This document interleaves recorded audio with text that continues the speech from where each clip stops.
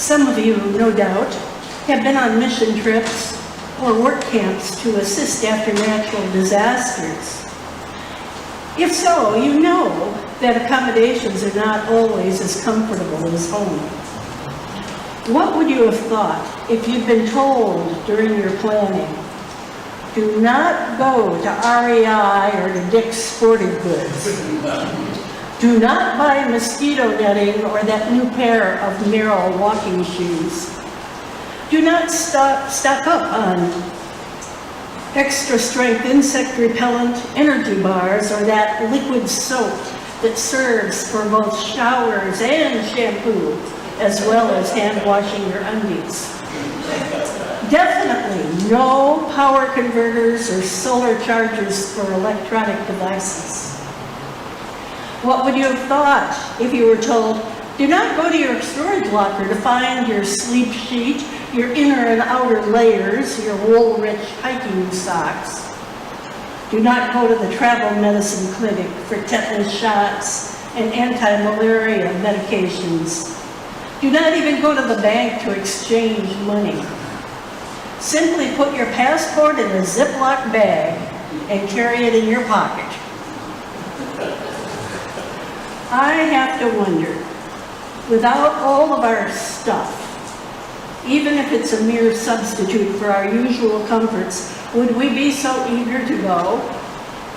Would we be willing to go with the instructions that Jesus' 70 followers received?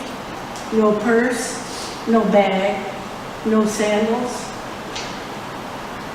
This was not the first, not the second, but the third time in the course of 2 chapters of Luke's Gospel that Jesus sent out advance parties into territories that he would visit. The first 2 times it was disciples, some or all of them.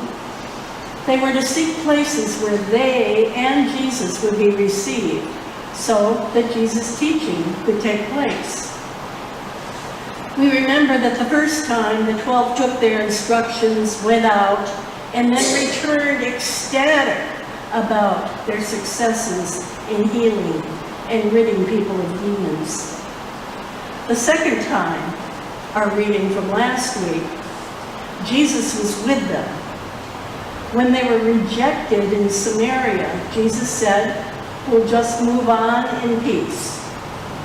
Others who had been interested in following Jesus fell to the wayside. They were not up to the task that meant they would have no reliable place to lay their heads, no time to go back to say goodbye or take care of their business or their family matters. This time in today's reading, there are more followers. As we turn the page from chapter 9 to chapter 10, we find that there are 70 who did not run off. And Jesus sends them out with the very same instructions as the disciples before them. No packed bags of snacks, no sleeping bags, no bug spray or sunscreen or extra socks. Just one pair of sandals, one outfit. They were to go to homes in villages and accept whatever hospitality was offered. They would be the vulnerable ones, possibly received, but also possibly turned away. They would be the guests, not the hosts, receiving hospitality, not offering it. Can you imagine? Me either. But it clearly worked. 70 workers fanning out to bring in the harvest, then another wave, and then another one, even larger. Well, times were different then, of course. There was a keen sense of urgency in Jesus' commissioning. He had turned his face to Jerusalem. These 70 would go before him to proclaim the coming of the Lord, the coming of the kingdom, in the same places that his own circuitous path would take him on his very last journey, that journey that was to end in his crucifixion and his death. So their preparation was not about packing lists or the cultural vagaries of each town they would visit. Their fears, their anxieties were more immediate. Their message would not be universally welcomed. They would face resistance, rejection, possibly even violence, and they would be fully dependent on others' goodwill and hospitality. Yet, despite any fears and anxiety they may have had, I'm sure that they had them, Jesus' message would get out. Whatever the rejection, there would be those who heard, those who would continue to spread the word.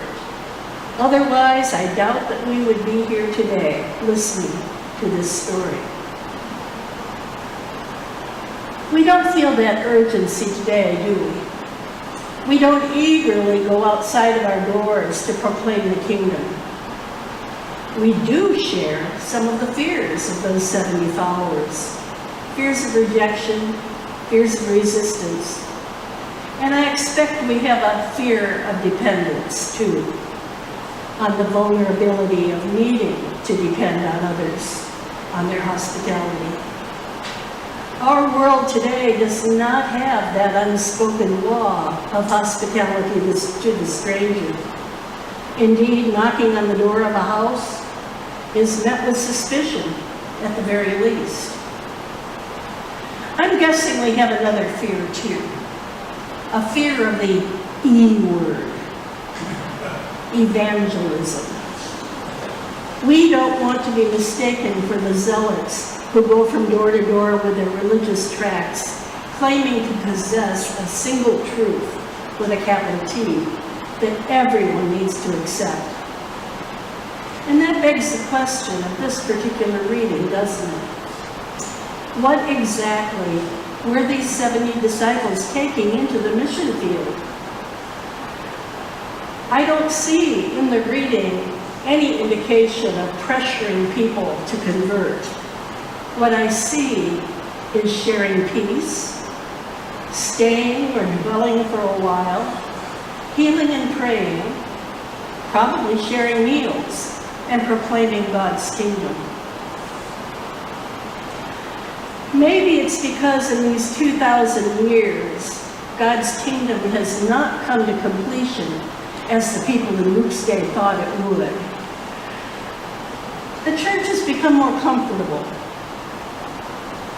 Oh, we do offer hospitality, lots of that. We welcome people who come to our doors. Maybe we even get bold and invite others from time to time. But this is about a different kind of hospitality. It's not limited to our welcoming.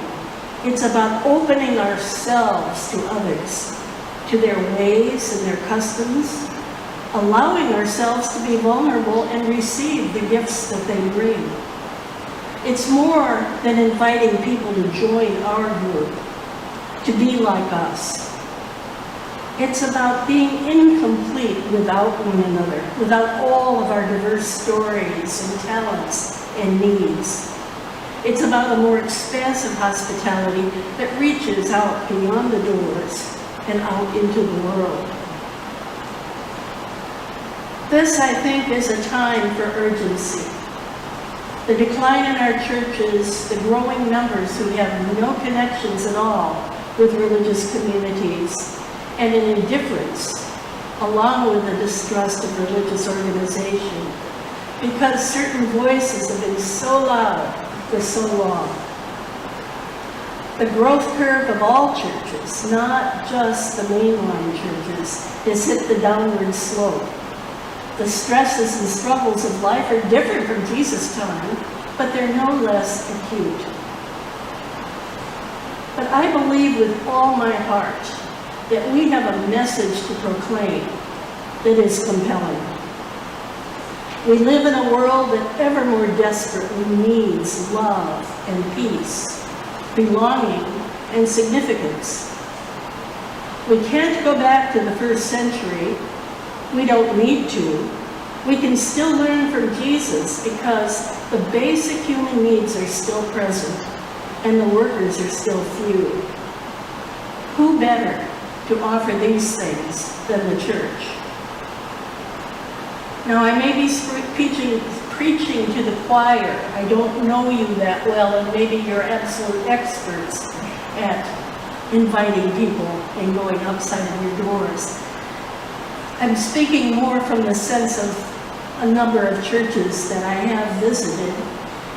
And the fact that what I see is that Episcopalians are pretty shy about sharing our faith and sharing deep feelings. And as I listened to our deacon make the announcements today and our vestry member, I wondered, it seems to be pretty easy for us to say to a friend, hey, there's a great movie that's going to be showing next week. You want to go? Would it be that much harder to say, you know, my church is having a vigil on Tuesday night for prayers about gun violence. Would you want to go with me?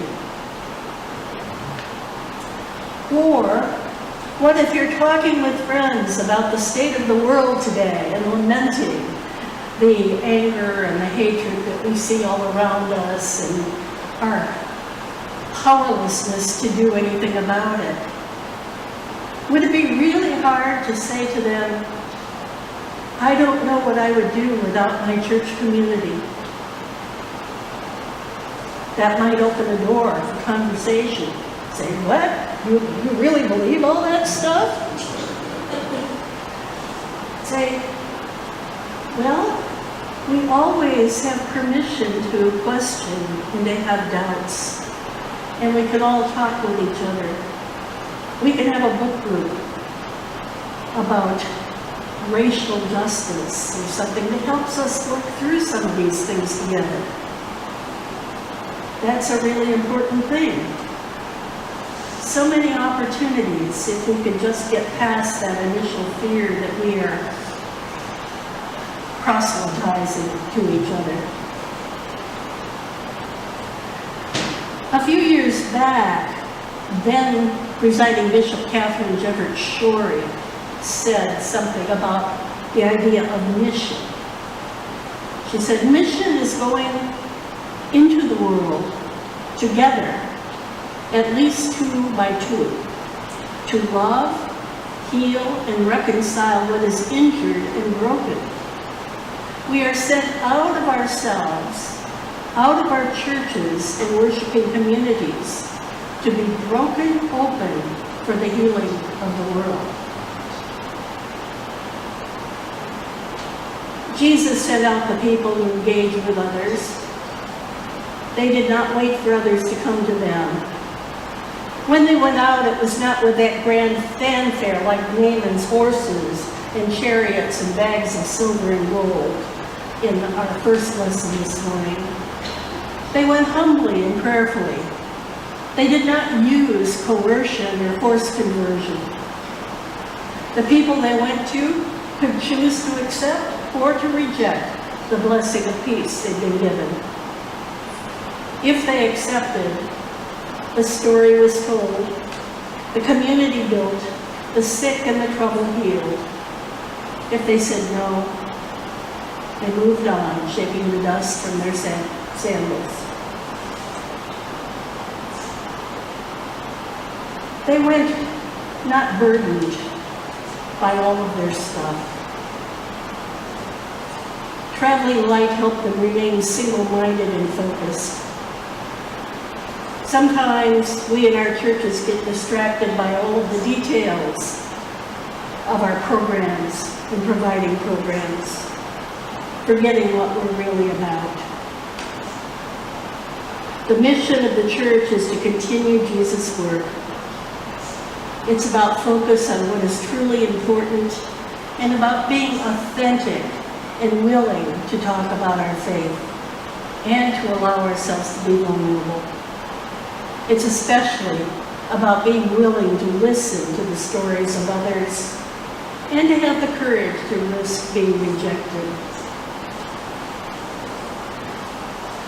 We're told that there are people out there.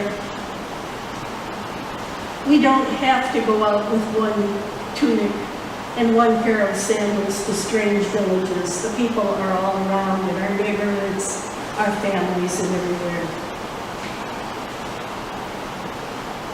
They are there looking for a way to make some meaning out of their lives. And we shouldn't keep the secret to ourselves. Amen.